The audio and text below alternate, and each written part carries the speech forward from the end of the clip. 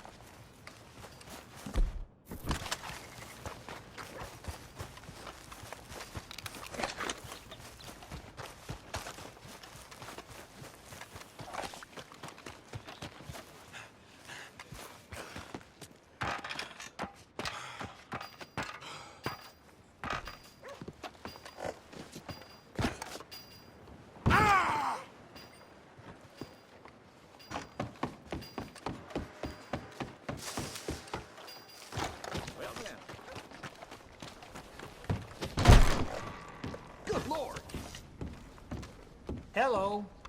What do you have? Give me something to drink, anything. Good health.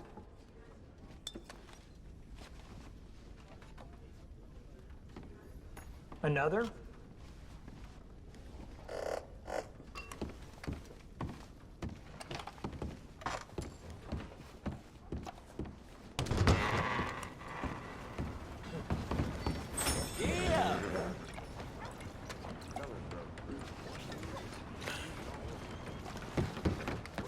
Oh, shit. I'll see you.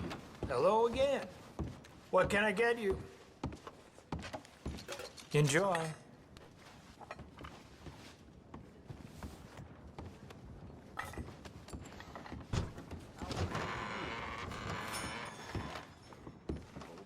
Breaking the presents with you two. How are you? Thanks, mister. Not great. Hey, Good morning, if it weren't for the bag, we wouldn't...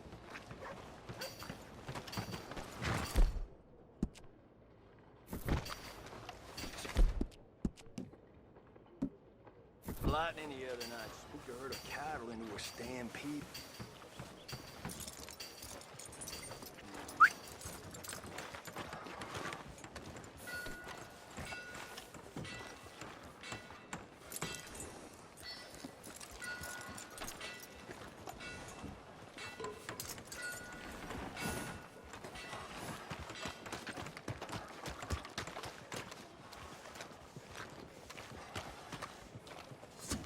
Hello.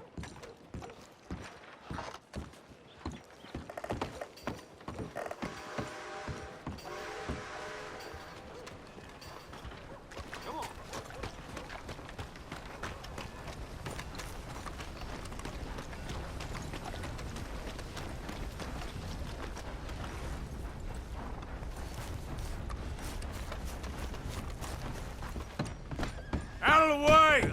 Watch your damn step. Excuse me. The hell's your problem? Can't even follow through.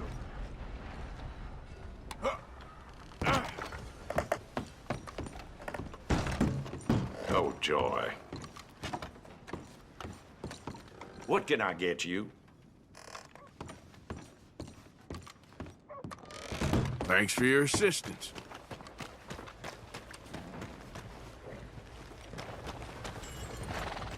Of all the...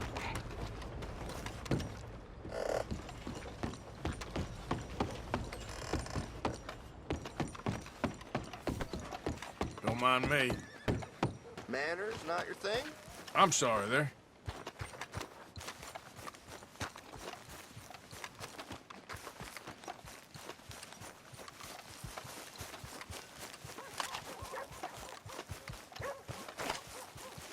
Yeah, I got a story for you. My sister's fella came home from the bar all fired up, left me with two black eyes. Things just get worse and worse.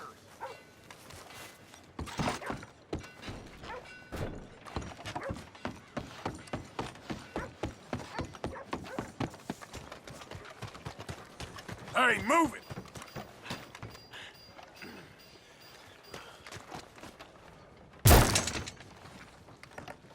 What's the matter with you?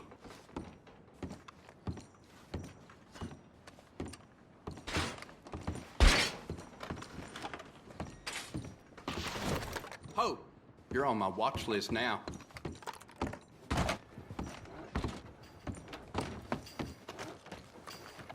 Morning, friend. Good to see you again, pardon. So, what are you aiming for today? You'll be sorry you didn't buy it.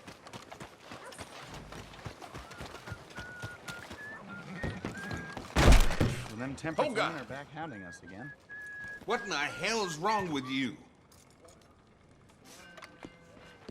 Well, we're here if you have a change of heart.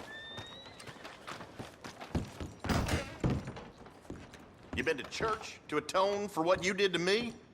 Don't mess with me again. Don't dawdle. Get what you need and go.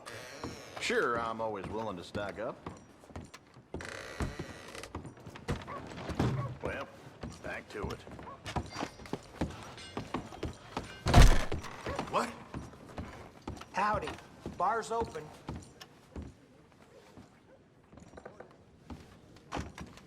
Hello? What's the matter? Watch where you're going. All this thing giving you a headache?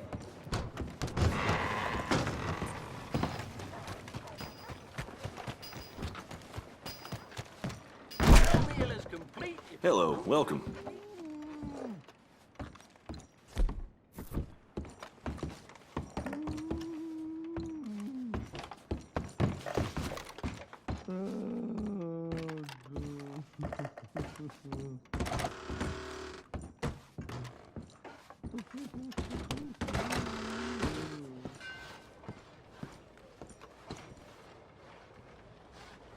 Hey there, mister.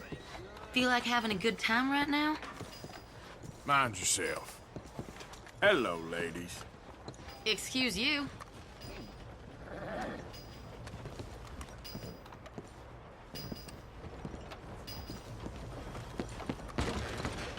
Come on now, giddy up. Sorry. Mind yourself now. Why are you doing this? Okay, I don't need to start anymore.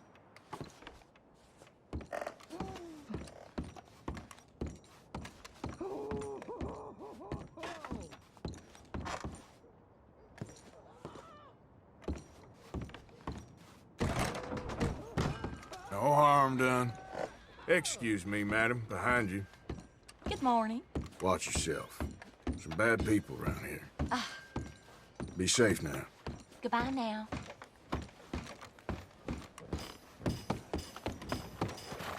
Getting quick, folks, before I eat all these chops. Move out the damn way.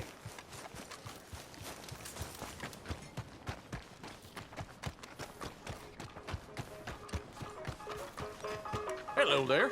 Here for the show? Ticket for one, please. Okay, head on in. Tent to your left.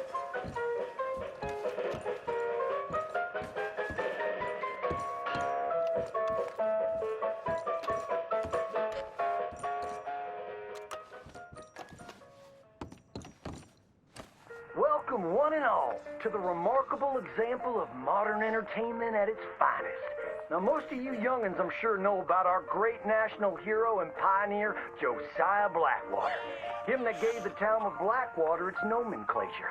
You see, only about 100 years ago, weren't nothing here but big old forests, ferocious beasts, surly savages, arid deserts, and unconquered mountains. The West, well, the whole West was untamed.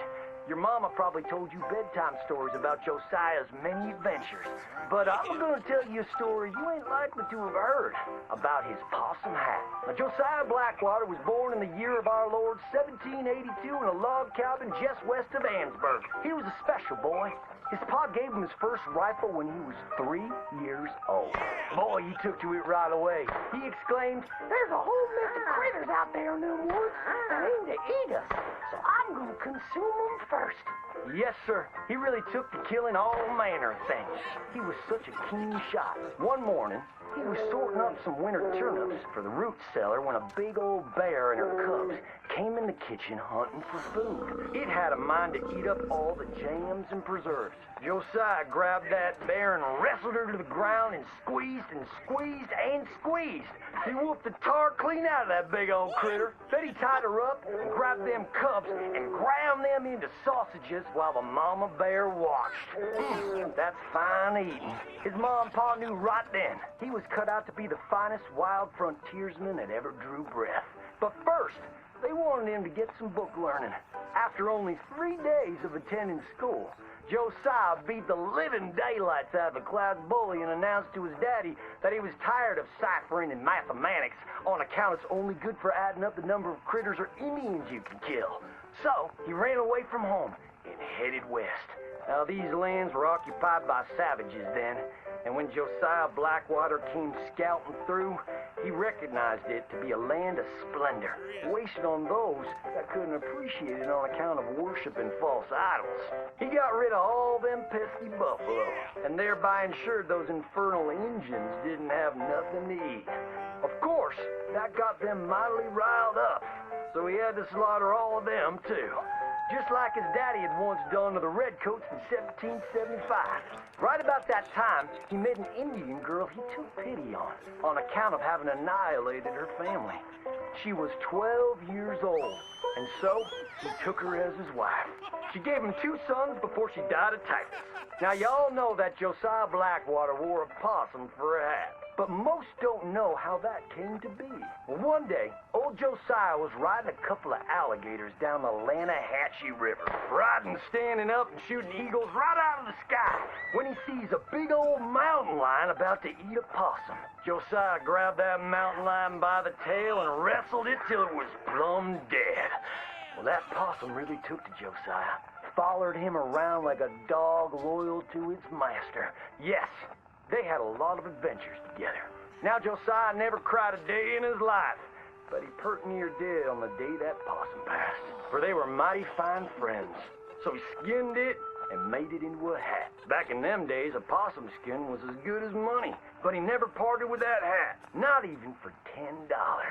Once he founded the town of Blackwater, he sent word for settlers to come. It was the last stop in the west before San Francisco. He met a girl by the name of Rufina Helsby at a barn dance one night, took her as his wife, and settled down. Built himself a cattle empire and had 14 youngins. But Josiah Blackwater wasn't the home-loving kind, and he grew mighty restless. One day on the courthouse steps, he announced, "You may all go to hell, and I will go to Saint Denis." And so he did. Enjoyed French pursuits of strumpets and wanton gluttony, which is where he came upon the idea of running for Congress. He wore that possum hat every day as a congressman, as a reminder of where he'd come from, saying, "I may live in barbaric splendor, but I always remember, keep your friends close and your gun closer, because you don't know when you might have to shoot them."